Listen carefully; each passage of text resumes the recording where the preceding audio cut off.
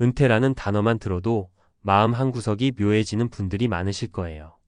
그동안 일에 매달리며 하루하루를 버텼던 시간이 끝나고 나면 새로운 삶의 시작이라지만 막상 맞닥뜨리면 막막함과 허전함에 휩싸이기도 하죠.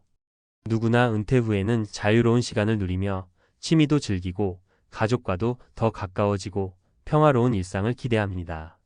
그런데 현실은 그리 녹록지 않은 경우가 많습니다. 특히 취미라는 단어가 은퇴 후 삶에서 큰 역할을 하게 되는데요. 그 취미가 즐거움을 주기도 하지만 잘못된 선택과 몰입은 오히려 인생을 무너뜨리는 결과를 낳기도 합니다. 오늘은 은퇴 후 추락이라는 극단적인 사례를 통해 왜 취미 하나가 삶을 좌우할 수 있는지, 그리고 어떻게 하면 행복한 은퇴 생활을 설계할 수 있는지 이야기를 나눠보려 합니다. 혹시 이 글을 읽는 분 중에 은퇴를 앞두고 있거나 이미 은퇴 후의 삶에 고민이 많으신 분이라면 특히 공감하며 읽어주셨으면 해요. 현실 속 사례 1. 은퇴 후 골프 중독에 빠진 김씨. 김모 씨 65세는 평생 직장 생활을 마치고 은퇴한 뒤 골프를 취미로 시작했습니다. 처음에는 가벼운 산책처럼 즐겼지만 점점 더 자주, 더 긴 시간을 골프장에 보내며 골프에 빠져들었죠. 문제는 골프 비용이 만만치 않다는 점입니다. 김 씨는 매달 고정적인 연금과 저축으로 생활하고 있었는데 골프 비용 지출이 점점 늘면서 생활비에 영향을 주기 시작했습니다. 더 심각한 건 가족과의 갈등이었죠. 주말마다 골프에만 몰두하느라 가족과 대화는 줄고 부부 사이도 점점 소원해졌습니다. 주변 지인들도 골프 중독이라고 걱정할 정도였습니다. 결국 어느 날 김 씨는 지출이 감당이 안 되고 가족과의 관계도 회복이 어려운 상황까지 이르러 큰 후회를 하게 됐습니다. 이 사례는 많은 은퇴자들이 겪는 문제를 고스란히 보여줍니다. 취미라고 생각했지만 어느새 생활비 부담과 인간관계 악화라는 큰 문제로 번진 거죠. 은퇴 후에는 자유시간이 많아지니 취미에 빠질 여지도 충분하지만 그만큼 절제가 반드시 따라야 한다는 점을 놓쳐서는 안 됩니다. 현실 속 사례, 이 온라인 게임에 빠진 박씨 부부. 박모 부부 70세, 68세는 은퇴 후 둘 다 집에서 보내는 시간이 많아졌습니다. 처음엔 함께 TV를 보거나 산책을 하며 시간을 보내다 어느 날 박씨 남편이 온라인 게임을 시작했습니다. 게임은 처음에 스트레스 해소용으로 적당했지만 시간이 지나면서 점점 깊게 빠졌죠. 아내도 남편의 게임 시간을 이해해주려 노력했지만 하루가 다르게 남편의 게임 시간이 늘어나면서 부부 사이가 멀어졌습니다. 심지어 남편은 게임 속에서 지인들과 교류하며 새로운 사회적 관계를 형성했는데 현실 세계의 가족과 친구와의 관계는 소홀해졌죠. 이로 인해 아내는 외로움과 우울감을 느끼며 정신적으로도 힘들어졌습니다. 게임에 빠진 남편 역시 현실과 가상 사이에서 균형을 잡지 못해 삶의 활력을 잃고 말았습니다. 박씨 부부의 이야기는 취미가 삶을 파괴하는 경우가 얼마나 심각한지 보여줍니다. 인터넷과 스마트폰이 대중화된 요즘, 은퇴 후 온라인에 빠져버리는 사례가 점점 늘고 있어요. 게임이나 SNS에 지나치게 몰입하면 가족 간 소통이 단절되고 심리적 고립으로 이어질 수 있으니 매우 주의해야 합니다. 현실 속 사례 3. 무리한 여행에 지친 이씨. 이 모 씨 63세는 은퇴 후 매년 해외여행을 즐기던 분입니다.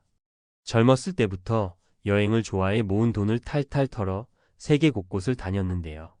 물론 여행은 삶의 활력을 주고 새로운 경험을 선사하기 때문에 좋은 취미가 맞습니다. 그러나 이 씨는 건강이나 재정 상황을 충분히 고려하지 않고 무리한 일정과 과도한 여행 비용을 감당하다 보니 결국 몸과 마음이 지치고 은퇴 자금도 빠르게 소진되고 말았습니다. 친구들과의 모임에서는 젊은 시절처럼 여행 다니고 싶다고 말하지만 현실은 체력도 떨어지고 재정 부담도 커져 여행이 행복의 원천이 아닌 부담과 스트레스가 되어버린 거죠. 이 씨는 결국 여행을 중단하고 재정 재구성에 들어가야 했고 여행이 주던 즐거움을 온전히 누리지 못한 채 은퇴 생활에 어려움을 겪게 됐습니다. 전문가의 시각, 왜 취미가 은퇴 후 삶을 좌우할까? 은퇴 후 삶에서 취미가 갖는 의미는 단순한 시간 보내기 이상입니다.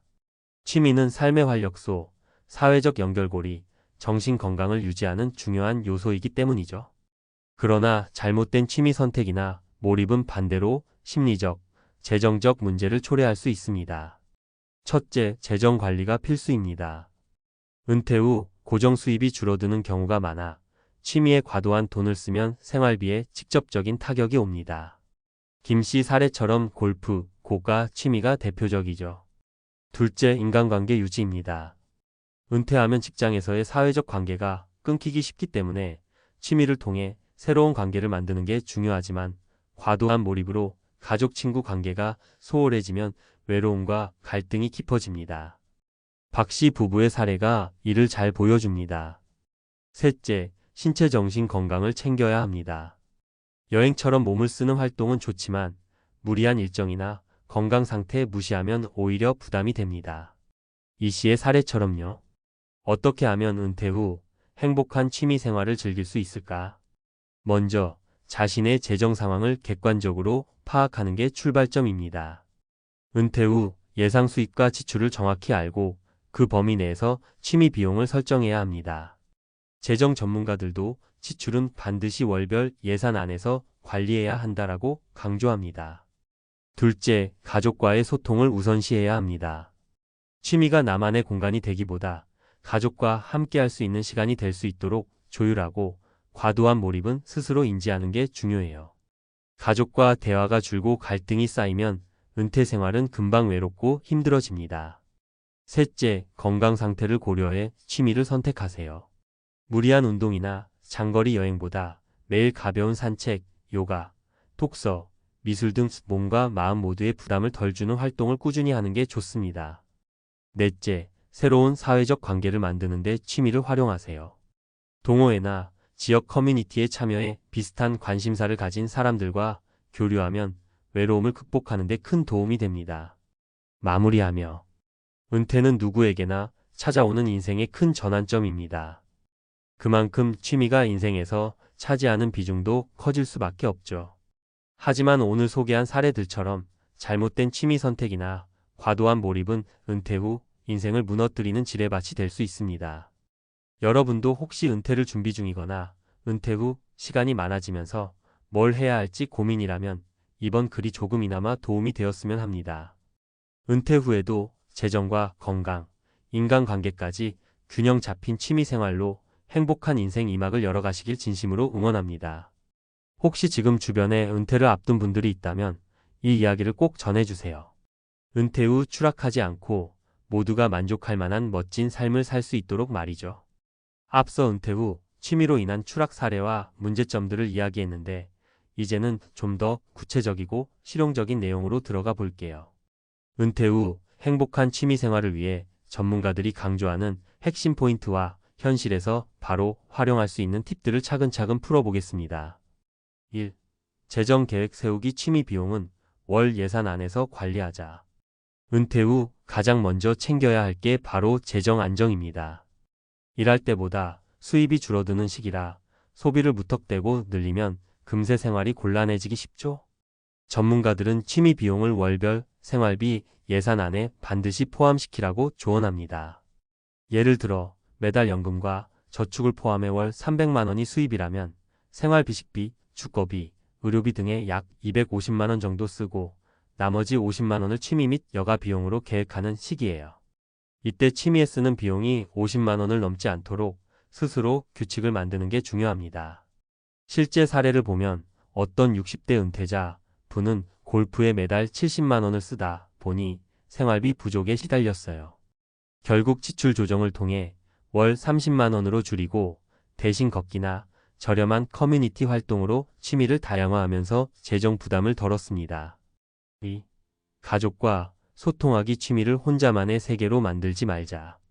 취미가 가족과의 관계에 악영향을 미치는 경우가 의외로 많습니다.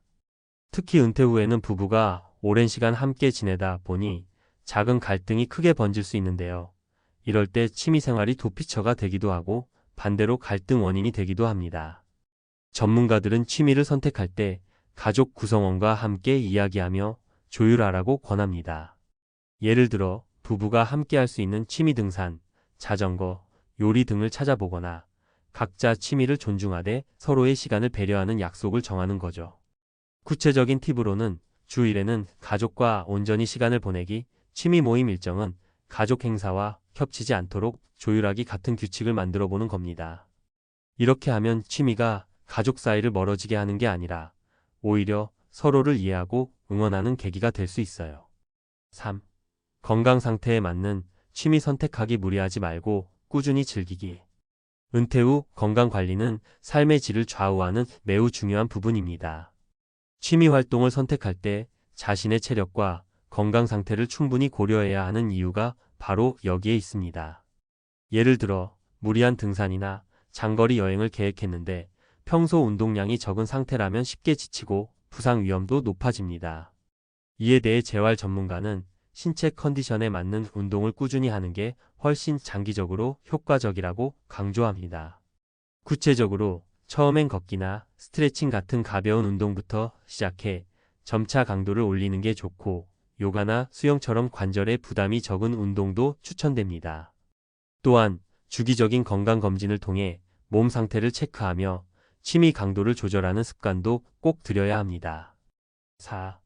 새로운 인간관계 만들기. 취미 모임이나 커뮤니티 활용하기. 은퇴 후 가장 큰 문제 중 하나가 사회적 고립인데요. 이걸 해결하는 데 취미는 강력한 도구가 됩니다. 전문가들은 은퇴자들에게 동호회, 봉사활동, 문화교실 등 지역 커뮤니티에 적극 참여하라고 권유합니다. 예를 들어 지역 도서관에서 운영하는 독서 모임이나 미술교실에 참여하면 자연스럽게 같은 관심사를 가진 사람들과 만나고 꾸준한 만남을 통해 정서적 안정감도 커집니다. 사회적 연결망이 늘어날수록 우울감과 외로움 감소에 효과적이라는 연구 결과도 많아요. 하지만 주의할 점은 무리한 사회활동 강요가 아니라 자신에게 맞는 모임을 찾아 천천히 적응하는 것입니다.